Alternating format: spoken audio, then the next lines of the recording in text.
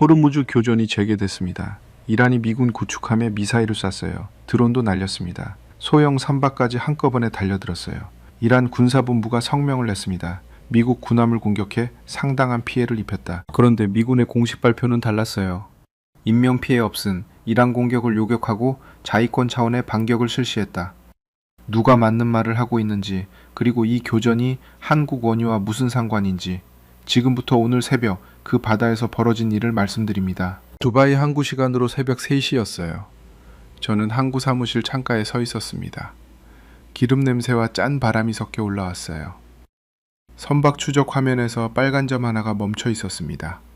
호르무즈 해협 안쪽이었어요. 저는 피터 홀스테입니다. 두바이에서 중동 해운 중개인으로 29년을 일했어요. 이 바다에서 웬만한 위기는 다 봤다고 생각했습니다. 그런데 오늘 새벽은 달랐어요. 화면 속 빨간 점이 한국 선사배였습니다. HMM 나무호. 나흘 전 폭발로 불이 난 그 배였어요. 예인선이 두바이 항구로 끌어당기고 있었습니다. 그리고 그 배 주변에 한국 선박이 26척 더 있었어요. 전부 멈춰 있었습니다. 호르무즈 해협 안쪽에 갇혀서요. 저는 솔직히 말씀드리겠습니다. 처음 이 사태가 터졌을 때 저는 한국을 걱정하지 않았어요. 걱정할 필요가 없다. 원유 95%가 이 바다를 지나는 나라. 그 바다가 막혔으면 그냥 끝난 거 아닌가? 저는 그렇게 생각했어요. 29년 동안 이 바다를 봐왔으니까요. 그런데 오늘 새벽 제 판단이 흔들리기 시작했습니다. 잠깐 오늘 교전이 어떻게 시작됐는지 설명해 드릴게요. 미국은 4월 7일 이란과 휴전에 들어갔습니다. 딱 한 달이었어요. 그 한 달 동안 미국과 이란은 종전 협상을 이어갔습니다. 미국이 9개 항의 협상안을 내밀었어요. 이란이 받아들일 수 없다며 14개 항의 수정안을 내놓았습니다. 핵 프로그램과 호르무즈 통제권 두 가지에서 양쪽이 1cm도 물러서지 않았어요. 그러다 오늘 새벽 미국이 종전각서를 다시 이란에 건넸습니다. 이란 측이 검토하겠다고 했어요. 그 보도가 나온 직후였습니다. 이란이 미사일을 쐈어요. 트럭스턴, 라파엘 페랄타, 메이슨, 구축함 3척이 동시에 표적이 됐습니다. 이란 혁명수비대가 드론과 미사일과 소형 선박을 한꺼번에 쏟아냈어요. 호르무즈 해협에서 5만만으로 넘어가던 구축함들이었습니다. 저는 그 뉴스를 보면서 처음으로 이상한 생각이 들었어요. 협상각서를 검토하겠다고 해놓고 왜 바로 공격을 했을까? 미군은 즉각 반격했습니다. 이란의 미사일 발사기지와 지휘 통제 시설을 타격했어요.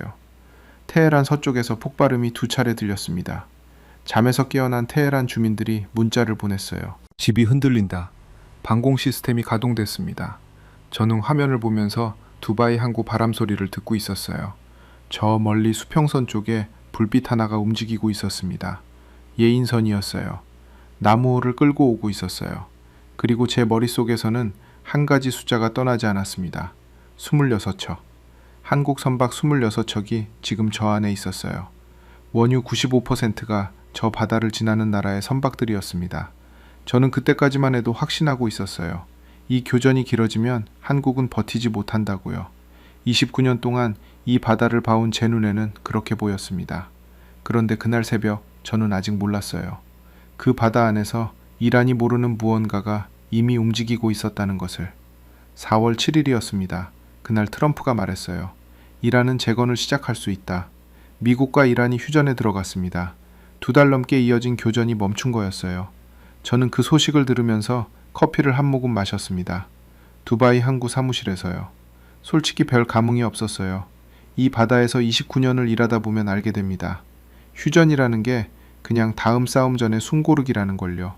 그래서 저는 한국도 별로 걱정하지 않았습니다. 비축유나 털겠지 뭐. 사무실 동료 압둘라가 한국 뉴스를 보면서 물었어요. 한국은 어떻게 되는 거야? 원유 95%가 막혔잖아. 저는 대답했어요. 그러니까 정부 비축유 꺼내서 버티다가 결국 미국 눈치 보는 거지. 그게 한국이 할 수 있는 전부야. 그런데 이상한 일이 벌어졌습니다. 휴전 이후 한 달 동안 한국 정부가 비축유를 풀지 않았어요. 뉴스를 보면 정부 발표가 나왔습니다. 비축유 208일치 확보, 당장의 수급은 문제없다. 208일이라는 숫자가 이상하게 자꾸 눈에 걸렸어요. 그게 진짜인지 확인해보고 싶었습니다. 저는 노트북을 열었어요. 한국산업통상자원부 브리핑 자료를 찾았습니다. 정부 비축유 7,640만 배럴, 민간 비축유 7,380만 배럴, 3개월 내 추가 확보 물량 3,500만 배럴, 합산 208일분. 숫자는 맞았어요. 그런데 저는 고개를 저었습니다. 208일. 숫자는 그럴듯해 보였어요. 하지만 이 바다 사정을 아는 사람이라면 압니다. 봉쇄가 길어지면 비축유보다 더 무서운 게 따라온다는 걸요. 보험료가 뛰고 우회운임이 오르고 공장 가동 비용이 올라가기 시작합니다. 제가 봐온 나라들이 그랬어요. 비축유 있다고 버틴다는 건 반쪽짜리 대답이었습니다. 저는 압둘라한테 말했어요. 208일이 뭔 의미야? 유가가 배럴당 100달러를 넘어선 마당에 한국 같은 제조업 국가는 에너지 가격이 올라가면 공장부터 멈추는 거 알잖아. 압둘라가 화면을 가리켰어요. 그래도 일단 종전 협상은 계속되고 있잖아. 맞는 말이었습니다. 협상은 계속됐어요. 미국이 9개 항의 종전안을 이란에 내밀었습니다. 이란이 받아들이지 않았어요. 14개 항의 수정안을 미국에 전달했습니다. 핵 프로그램과 호르무즈 통제권, 이 두 가지에서 양쪽이 1cm도 물러서지 않았어요. 미국 입장은 명확했습니다. 이란 핵 프로그램을 완전히 해체하라. 호르무즈 해협은 국제항로이니 이란이 통제권을 주장할 수 없다. 이란 입장도 명확했어요. 핵은 주권의 문제다. 호르무즈는 이란 영해를 지나는 해협이다. 한 달 내내 같은 말이 오갔습니다. 공회전이었어요. 그러다 오늘 새벽 미국이 종전각서를 다시 이란에 건넸습니다. 트럼프는 이스라엘 공영방송 인터뷰에서 말했어요. 이란의 14개항 수정안을 받아들일 수 없다. 이란 외무부 대변인도 맞받았습니다. 미국 요구가 과도하고 비합리적이다. 그러고 나서 이란이 쐈어요. 저는 그 순서가 계속 이상했습니다. 각서를 검토하겠다고 해놓고 왜 바로 그 직후에 미사일을 날렸을까요? 압둘라가 먼저 말했어요. 협상이 결렬될 것 같아서 선제적으로 치고 나온 거 아닐까? 저는 잠깐 생각했습니다.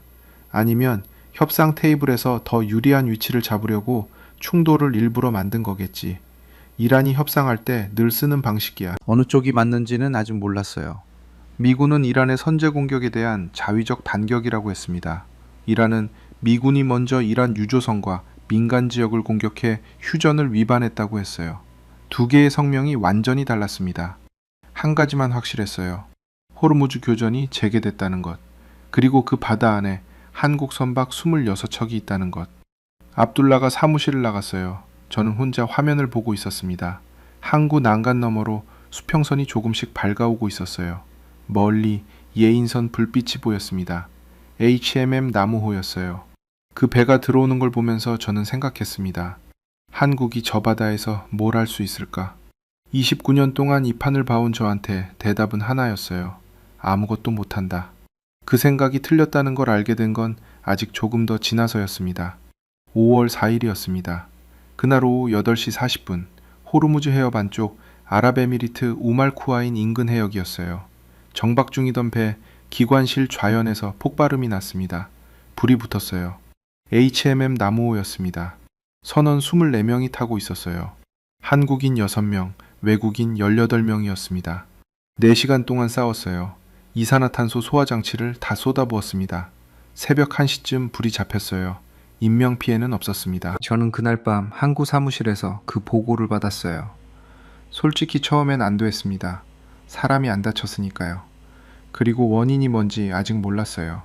외부 공격인지 기관 결함인지 한국 외교부도 확인 중이라고 했습니다. 그런데 다음날 아침 트럼프가 글을 올렸어요. 이란이 한국 화물선을 공격했다. 그리고 바로 다음 문장이었습니다. 이제 한국도 이 임무에 참여할 때가 된 것 같다. 저는 그 문장을 3번 읽었어요. 미국 대통령이 직접 소셜미디어에 한국을 지목한 겁니다. 프로젝트 프리덤, 호르무즈 해협에 갇힌 선박들을 빼내기 위한 미국 주도 군사작전이었어요. 미군이 유도미사일 구축함, 항공기 100대 이상, 병력 1만 5천 명을 투입한 작전이었습니다. 거기에 한국도 군함을 보내라는 얘기였어요. 압둘라가 사무실 문을 열고 들어왔습니다. 봤어? 트럼프가 한국 이름을 직접 박았어. 저는 고개를 끄덕였어요. 한국 정부 반응이 어떻대? 압둘라가 화면을 가리켰어요. 청와대에서 나왔는데 검토 중이래. 저는 피식 웃었습니다. 검토 중. 외교적으로 가장 조심스러운 2글자였어요. 한쪽으로 기울지 않겠다는 뜻이었습니다. 저는 속으로 생각했어요. 결국 미국 눈치 보다가 뭔가 끼워 넣겠지 뭐. 그날 오전 미군은 이란 고속정 7척을 격침했다고 발표했습니다. 프로젝트 프리덤 첫날이었어요. 작전 개시와 동시에 교전이 벌어진 거였습니다. 저는 항구구두로 나갔어요. 바람이 강했습니다. 기름 냄새가 짙게 깔려 있었어요. 저 멀리 정박해 있는 선박들이 보였습니다. 한국 선사 배들도 섞여 있었어요. 갈 곳 없이 그냥 서 있는 배들이었습니다. 26척. 저는 그 배들을 보면서 압둘라한테 말했어요. 솔직히 한국이 군함을 보낼 것 같진 않아. 한반도 안보 상황도 있고 이란이랑 직접 부딪히면 외교적으로 부담이 너무 크거든. 압둘라가 고개를 끄덕였습니다. 그럼 저 배들은 어떻게 돼? 저는 잠깐 말이 없었어요. 사실 그게 핵심이었습니다. 군함을 안 보내면 저 26척은 계속 저기 서 있는 거였어요. 호르무즈가 열릴 때까지요. 그게 언제가 될지는 아무도 몰랐습니다. 이란 혁명수비대는 그날 새 지도를 공개했어요. 호르무즈 해협 통제구역이었습니다. 기존보다 훨씬 남쪽까지 확대돼 있었어요. 아랍에미리트 푸자이라 인근까지 포함됐습니다.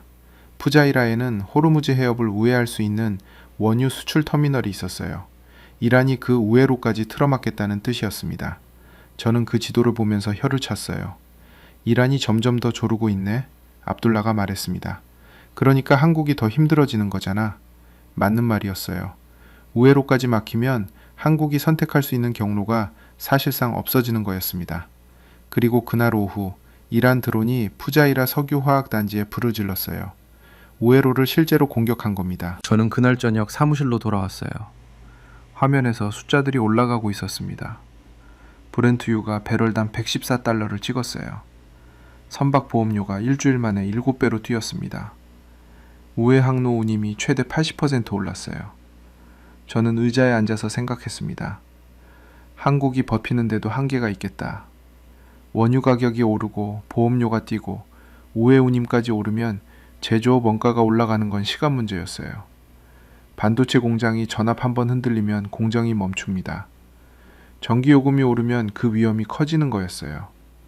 저는 압둘라한테 말했습니다. 한국 코스피가 이미 7% 무너졌잖아. 이게 길어지면 경제 타격이 만만치 않을 거야. 압둘라가 뭔가 망설이다가 말했어요. 그런데 있잖아, 피터. 뭐? 한국이 UAE랑 뭔가 따로 얘기하고 있다는 소문이 있어. 오늘 아부다비에서. 저는 픽 웃었습니다. UAE가 한국한테 뭘 해줄 수 있겠어? 자기들 배 내보내기도 바쁜 판에. 압둘라는 더 말하지 않았어요. 그런데 그 소문이 사실이었다는 걸 저는 다음날 아침에 알게 됐습니다. 다음날 아침이었습니다. 압둘라가 사무실 문을 열고 들어왔어요. 손에 휴대폰이 들려 있었습니다. 화면을 내밀었어요. 피터, 이거 봐. 로이터 통신 기사였습니다. 제목이 눈에 들어왔어요. 아랍에미리트 국영 석유공사 선박일치 식별장치 끄고 호르무즈 통과, 한국 말레이시아 오만으로 원유 수송 강행. 저는 화면을 한 번 더 읽었습니다. 4월 한 달 동안 아랍에미리트 국영 석유공사가 유조선 4척을 투입해 원유 600만 배럴을 해협 밖으로 빼냈다는 내용이었어요. 방식이 3가지였습니다. 오만 항구 저장 터미널에 하역하거나 다른 유조선에 옮겨 싣거나 아니면 직접 한국 정유소로 보내거나 수에즈막스급 유조선 오데사오와 주주에노 2척이 각각 100만 배럴씩 어퍼자쿰 원유를 싣고 지금 한국을 향해 항행 중이라고 했어요. 위치 식별 장치를 끈 채였습니다. 이란 눈에 안 띄려고요. 저는 화면에서 눈을 뗐습니다. 이게 진짜야? 압둘라가 고개를 끄덕였어요. 케이플러 집계야. 신맥스 자료도 같은 내용이고. 케이플러는 세계 에너지 리서치 업체였습니다. 위성과 선박 데이터를 실시간으로 추적하는 곳이었어요. 거기서 나온 자료라면 틀릴 가능성이 없었습니다. 저는 자리에 앉았어요. 머릿속에서 뭔가 맞춰지지 않는 느낌이 들었습니다. 아랍에미리트가 위험을 감수하면서까지 한국에 원유를 보내고 있다는 얘기였어요. 그것도 이란 몰래. 식별 장치를 끄고 어둠 속에서 호르무즈 교전이 재개된 바다를 통과하면서요. 배럴당 프리미엄이 20달러였습니다. 아랍에미리트 국영 석유공사 공식 판매가보다 20달러를 더 얹은 가격이었어요. 역대 최고 프리미엄이었습니다. 위험수당이었어요. 저는 압둘라한테 물었습니다. 아랍에미리트가 왜 이런 위험을 감수해? 자기들 배가 이란 드론에 맞을 수도 있잖아. 압둘라가 잠깐 뭔가 생각하는 표정이었어요. 그러다 말했습니다. 그게 나도 이상하다고 생각했거든. 저는 창밖을 봤어요. 두바이 항구 아침 해가 올라오고 있었습니다. 기중기들이 움직이기 시작했어요. 컨테이너 소리가 들렸습니다. 잠깐 항공 얘기를 해야 할 것 같아요. 호르무즈 교전이 재개되고 봉쇄가 이어지는 동안 한국에서 무슨 일이 벌어지고 있었는지요. 이란 혁명수비대가 호르무즈 해협 봉쇄를 선언한 날 한국 증시가 7% 넘게 무너졌습니다. 하루 만이었어요. 동구가 천연가스 지표 가격은 단 하루 만에 40% 치솟았어요.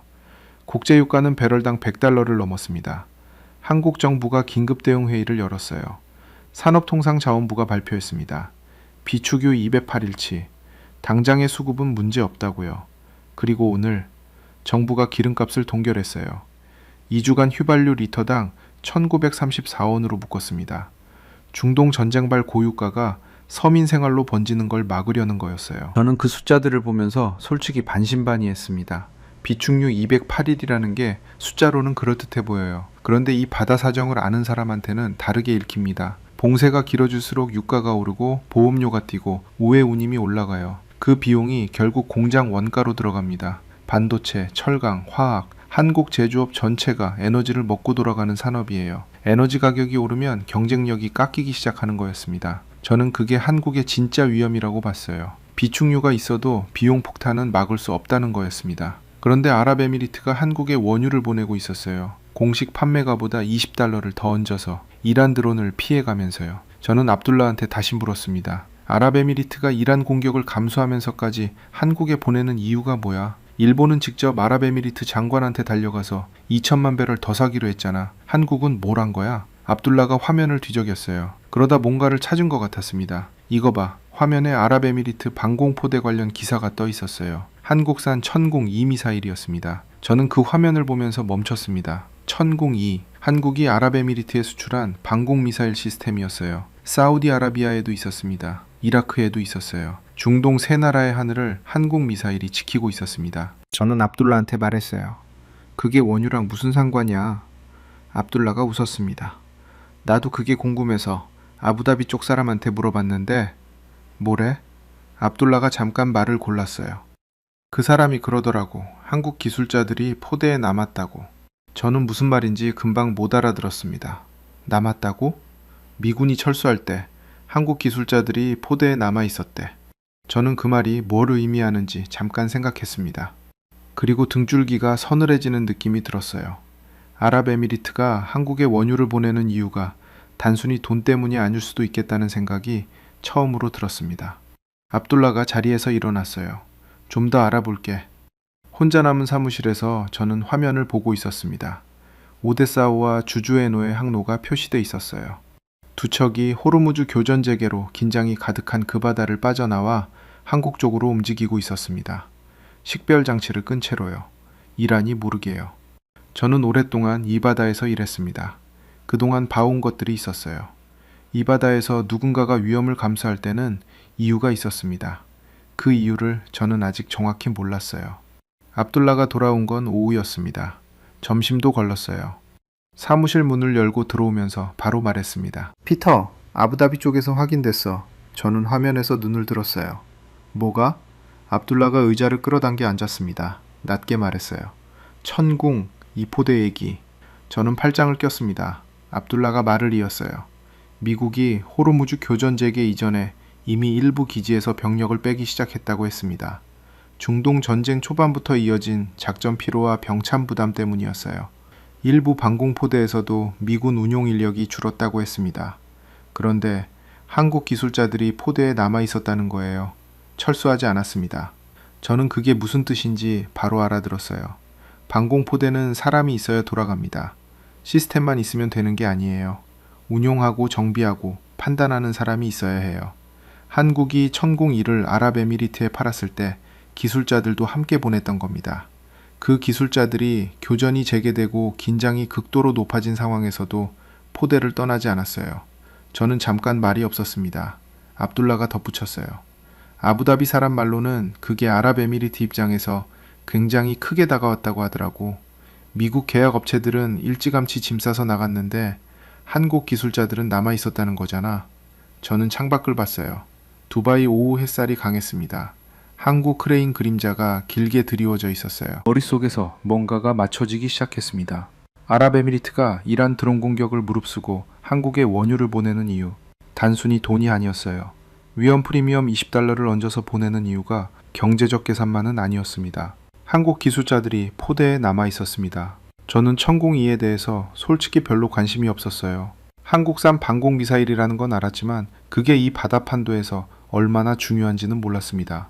압둘라가 화면을 켰어요. 이거 봐봐. 기사들이 떴습니다. 천공2 관련 보도들이었어요. 압둘라가 하나씩 짚어줬습니다. 아랍에미리트가 천공2를 도입한 건 수년 전이었어요. 사우디아라비아도 있었습니다. 이라크에도 배치됐어요. 중동 세 나라의 하늘을 한국 미사일이 지키고 있었습니다. 아랍에미리트 방공망 벨트가 그렇게 만들어졌어요. 압둘라가 화면을 넘겼습니다. 그리고 실전 성적이 있어. 저는 화면을 봤어요. 이란이 호르무즈 교전제계 이전에도 드론과 미사일을 여러 차례 걸프만 쪽으로 날렸습니다. 천공2가 그걸 막았어요. 요격률이 높았다는 보도가 있었습니다. 정확한 숫자는 공개되지 않았어요. 하지만 아랍에미리트 입장에서는 그 포대가 자기 하늘을 지키고 있다는 걸 알고 있었습니다. 그리고 그 포대에 한국 기술자들이 남아 있었어요. 저는 압둘라한테 물었습니다. 그러면 아랍에미리트가 한국에 원유를 보내는 게 일종의 보답이라는 거야? 압둘라가 고개를 기울였어요. 보답보다는 신뢰 아닐까? 저는 그 단어가 낯설게 들렸습니다. 이 바다에서 29년을 일하면서 신뢰라는 말을 별로 들어본 적이 없었거든요. 이 판에서 움직이는 건 언제나 돈과 이해관계였으니까요. 그런데 압둘라 말이 완전히 틀렸다고 하기도 어려웠습니다. 이란이 드론을 날리는 상황에서 먼저 손을 내미는 건 쉬운 일이 아니었어요. 아랍에미리트 유조선이 식별장치를 끄고 호르무즈 교전제계 상황에 그 바다를 빠져나오는 건 단순한 경제거래가 아니었습니다. 뭔가 다른 게 있었어요. 저는 자리에서 일어났어요. 커피를 한 잔 가져왔습니다. 창가에 서서 항구를 봤어요. 한국. 저는 솔직히 그동안 한국을 별로 대단하게 보지 않았습니다. 원유 한 방울 안 나는 나라. 중동 에너지의 95%를 의존하는 나라. 이 바다가 흔들리면 제일 먼저 무너질 나라라고 봤어요. 그런데 지금 일어나고 있는 일들을 보면 아랍에미리트가 이란 드론을 무릅쓰고 한국에 원유를 보내고 있었습니다. 일본은 정부 장관이 직접 달려가서 2천만 배럴 더 사기로 했어요. 그런데 한국은 달랐습니다. 한국이 뭔가를 해뒀던 거예요. 돈이 아닌 방식으로요. 저는 그게 뭔지 아직 완전히 이해하지 못했습니다. 압둘라가 말했어요. 세계 반응 봐봐. 아랍에미리트만 움직인 게 아니야. 저는 화면으로 다가갔습니다. 브렌트유가 배럴당 114달러를 기록했어요. 국제에너지시장 전문가들이 분석 기사를 내고 있었습니다. 아시아 각국 에너지 취약도를 분석한 미국 언론 보도가 있었어요. 한국을 최고 위험군 중 하나로 지목했습니다. 그러면서도 한국 정부의 대응이 비교적 침착하다는 내용이 함께 있었어요. 그리고 이런 문장이 있었습니다. 한국은 단순한 에너지 수입국이 아닐 수 있다. 저는 그 문장 앞에서 멈췄어요. 단순한 에너지 수입국이 아닐 수 있다. 저는 그 말이 무슨 뜻인지 완전히 이해하려면 조금 더 시간이 필요했습니다. 창밖 항구에서 크레인 소리가 들렸어요. 컨테이너가 쌓이는 소리였습니다. 저 멀리 오만만 방향에서 선박 한 척이 천천히 들어오고 있었어요. 저는 그 배를 보면서 생각했습니다. 오데사오와 주주에노. 지금쯤 어디쯤 와 있을까? 두 척이 싣고 나온 원유 200만 배럴. 그 배들이 이란 몰래 호르무즈 교전제계의 바다를 빠져나와 한국을 향해 달리고 있었어요. 그런데 제가 계속 걸리는 게 있었습니다. 아직 왜인지를 완전히 몰랐어요. 돈? 프리미엄 20달러를 얹어도 이 위험을 감수할 이유가 되나? 신뢰? 그 신뢰가 어디서 만들어졌나? 그리고 한국 기술자들이 포대에 남아있었다는 그 한 가지. 그게 이 모든 것의 시작이라면 한국이 이 바다에서 한 일은 제가 생각했던 것보다 훨씬 크고 오래된 무언가였습니다. 저는 그게 뭔지 알고 싶었어요. 그 답이 나온 건 다음날 아침이었습니다. 다음날 아침 압둘라가 아부다비에서 돌아왔습니다. 하룻밤을 거기서 잔 거였어요. 사무실 문을 열고 들어오면서 코트도 안 벗고 바로 말했습니다. 피터, 직접 봤어. 저는 커피잔을 내려놓았어요. 뭘? 포대. 압둘라가 의자에 앉았습니다. 숨을 한번 고르더니 말했어요. 아부다비 외곽이었습니다. 아는 사람 통해서 겨우 근처까지 갔다고 했어요. 직접 들어간 건 아니었습니다. 그 근방까지 차를 몰고 가서 멀리서 봤다고 했어요. 포대가 살아있었습니다. 천공2 발사대가 하늘을 향하고 있었어요. 경계 인력이 움직이고 있었습니다. 한국 기술자들이 보였다고 했어요. 작업복 차림이었습니다. 철수하지 않았어요. 호르무즈 교전이 재개된 상황에서도 이란이 드론을 날리는 상황에서도 그 자리를 지키고 있었습니다. 저는 압둘라 얘기를 들으면서 창밖을 봤어요. 두바이 아침 햇살이 강하게 내리쬐가고 있었습니다. 항구 부두에 물빛이 반짝였어요. 한국 기술자들이 언제부터 거기 있었던 거야? 압둘라가 말했습니다. 계약부터. 아랍에미리트가 천공이 도입할 때부터 같이 왔다고 하더라고. 운용 교육이랑 정비 지원이 포함된 계약이었대. 그게 언제야? 몇 년 됐지? 사우디도 마찬가지래. 이라크도. 저는 잠깐 말이 없었습니다. 몇 년? 한국 기술자들이 몇 년 동안 저기 있었던 거예요? 중동 세 나라에. 계약서에 있었으니까 간 거겠죠? 그런데 교전이 재개되고 이란이 드론을 날리는 상황에서도 안 나갔습니다. 저는 이 바다에서 오래 일하면서 많은 계약을 봤어요. 계약서에 적혀 있어도 위험해지면 나가는 게 보통이었습니다. 미국 계약 업체들이 그랬어요. 일찌감치 짐을 쌌다고 했잖아요. 그런데 한국은 남아 있었습니다. 압둘라가 말했어요. 아부다비 쪽 사람이 그런 말을 하더라고. 한국 기술자들이 포대 옆에 있는 걸 봤을 때 아랍에미리트 군인들이 뭔가 달라졌다고. 같이 싸우는 사람이 있다는 느낌. 저는 그 말을 듣고 한참 생각했습니다. 같이 싸우는 사람. 저는 그동안 이 바다의 거래를 돈으로만 봤어요. 원유 얼마, 보험료 얼마, 프리미엄 얼마. 그게 이 판을 움직이는 전부라고 생각했습니다. 그런데 아랍에미리트가 이란 드론을 무릅쓰고 한국에 원유를 보내는 이유가 그게 아닐 수 있었어요.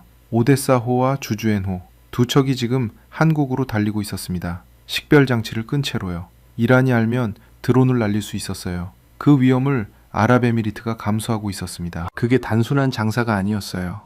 저는 자리에서 일어났습니다. 사무실을 나와서 부두로 걸어갔어요. 바람이 불었습니다. 기름 냄새가 났어요. 부두 끝에 서서 바다를 봤습니다. 수평선 너머 어딘가에 호르무즈 교전재계의 그 바다가 있었어요. 거기서 미군과 이란이 지금도 부딪히고 있었습니다. 그 안에 한국 선박 26척이 있었어요. 그리고 그 안에서 2척의 유조선이 이란 몰래 빠져나오고 있었습니다. 저는 세계 반응이 어떤지 궁금했어요. 사무실로 돌아와서 화면을 열었습니다. 미국 언론들이 아랍에미리트 스텔스 운항 기사를 받아쓰고 있었어요. 로이터 기사가 퍼졌습니다. 에너지 시장 분석가들이 반응을 내놓고 있었어요. 한 분석가가 이런 말을 했습니다. 아랍에미리트의 선택은 단순한 원유 거래가 아니다. 중동 에너지 시장에서 한국의 위상이 우리가 생각했던 것과 다를 수 있다. 저는 그 문장을 읽으면서 입술을 굳게 다물었습니다. 우리가 생각했던 것과 다를 수 있다. 저도 그렇게 생각했던 사람이었어요. 한국이 원유 95%를 이 바다에 의존하니까 이 바다가 막히면 끝이라고. 29년 동안 이 판을 봐왔으니까 내 판단이 맞다고. 그런데 지금 눈앞에서 벌어지고 있는 일들이 제 판단을 흔들고 있었습니다. 또 다른 기사가 있었어요. 일본 니케이 기사였습니다. 일본이 아랍에미리트에서 원유 2천만 배럴 추가 확보에 합의했다는 내용이었어요. 일본 경제산업상이 직접 아부다비로 날아가서 장관과 회담을 하고 최종 확정했다고 했습니다. 그런데 일본이 확보한 원유에는 조건이 붙어 있었어요. 호르무즈를 우회하는 푸자이라 항구 경유였습니다. 그 푸자이라 석유 시설에 며칠 전 이란 드론이 불을 질렀어요. 대체 경로가 안전한 게 아니었습니다.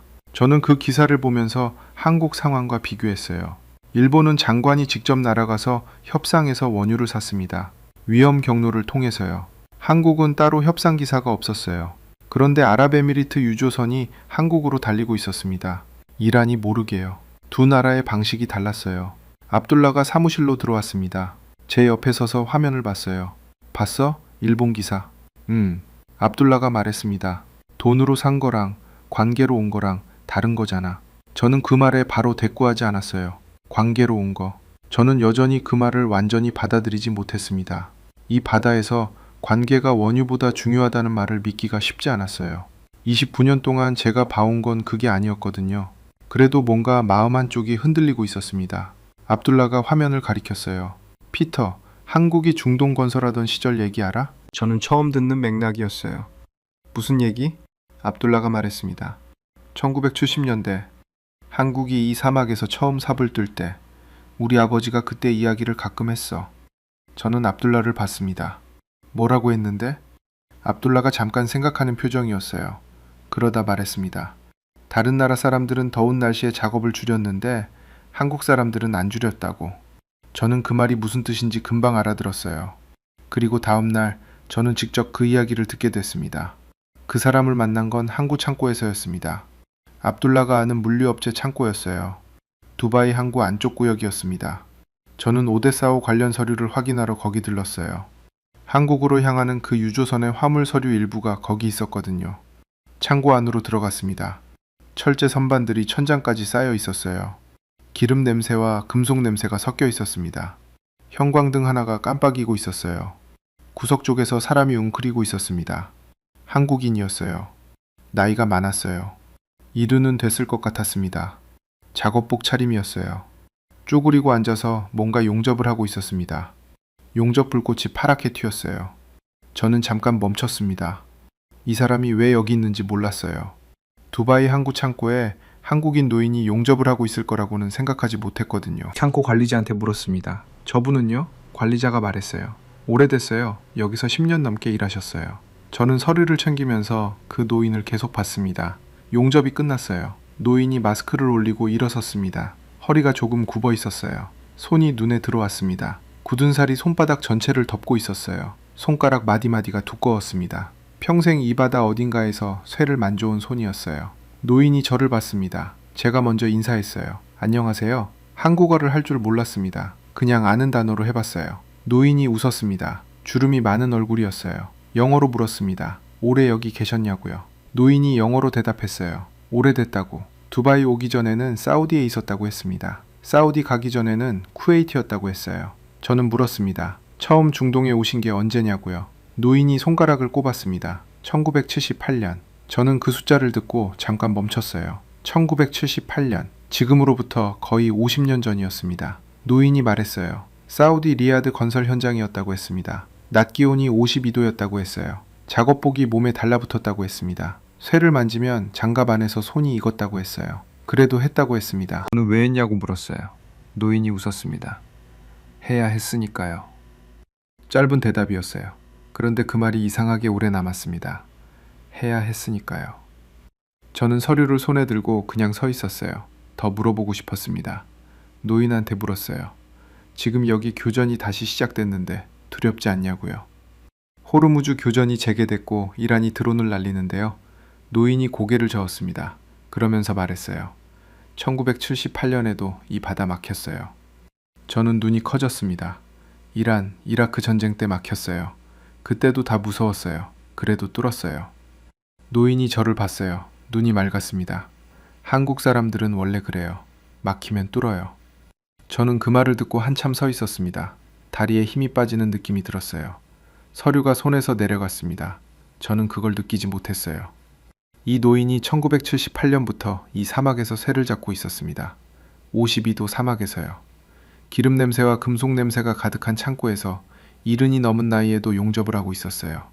그리고 그 손들이, 그 세대의 손들이 중동 세 나라의 방공포대를 세운 나라의 뿌리였습니다. 그게 갑자기 연결됐어요. 1978년 사우디 건설 현장. 그 손들이 이 땅에 뿌리를 내렸어요. 그 신뢰가 쌓이고 쌓여서 천공이 계약이 됐습니다. 그 계약이 방공포대가 됐어요. 그 포대에 한국 기술자들이 남아 있었습니다. 그래서 아랍에미리트가 이란 드론을 무릅쓰고 한국에 원유를 보내고 있었어요. 거슬러 올라가면 여기였습니다. 이 창고 구석에서 용접을 하고 있는 이 노인 같은 사람들이었어요. 저는 그제야 알았습니다. 여러분, 이 영상을 듣고 계신 한국 어르신 여러분, 1970년대 중동 건설 현장에서 52도 사막 뙤약볕 아래 쇠파이프를 잡으셨던 분들, 쿠웨이트 정유소에서 12시간 교대 근무를 하셨던 분들, 사우디 건설 현장에서 월급 절반을 봉투에 담아 한국으로 붙이셨던 분들, 그 손들이 만들어낸 신뢰가 지금 이 바다에 남아 있었습니다. 호르무즈 교전이 재개된 그 바다에서 아랍에미리트가 이란 드론을 무릅쓰고 한국으로 원유를 보내고 있는 이유가 거기 있었어요. 그분들이 50년 전에 이 사막에 심은 것들이었습니다. 저는 창고 바닥에 눈물이 떨어지는 걸 느꼈어요. 닦지 않았습니다. 닦을 수가 없었어요. 노인이 다시 마스크를 내리고 앉았습니다. 파란 용접 불꽃이 다시 튀었어요. 창고 안이 그 불빛으로 잠깐 환해졌습니다. 저는 한참을 그 자리에 서 있었어요. 입이 열렸습니다. 저는 틀렸습니다. 아무도 없는 창고 안이었어요. 노인은 용접에 집중하고 있었습니다. 들었는지 못 들었는지 몰랐어요. 그런데 저는 말해야 했습니다. 29년 동안 이 바다를 봐왔다고, 한국이 원유 한 방울 안 나는 나라라고, 이 바다가 막히면 끝이라고, 그게 제 판단이었어요. 말이 잘 나오지 않았습니다. 틀렸습니다. 완전히요. 노인의 용접 불꽃이 파랗게 튀었어요. 창고 천장까지 그림자가 흔들렸습니다. 금속 타는 냄새가 코를 찔렀어요. 저는 그 냄새 속에 한참 서 있었습니다. 창고를 나온 건 얼마나 지났을 때인지 몰랐습니다. 부두로 걸어갔어요. 바람이 세게 불었습니다. 기름 냄새가 올라왔어요. 두바이 항구, 오후 햇살이 바다 위에 길게 깔려 있었습니다. 저는 난간에 손을 짚었어요. 손바닥에 녹슨 철 냄새가 묻었습니다. 그냥 있었어요. 손을 치우지 않았습니다. 저 멀리 수평선 쪽에서 선박 하나가 들어오고 있었어요. 예인선이 앞에서 끌고 있었습니다. 천천히 움직이고 있었어요. HMM 나무호였습니다. 나흘 전 호르무즈 교전이 재개된 그 바다에서 폭발이 났던 배였어요.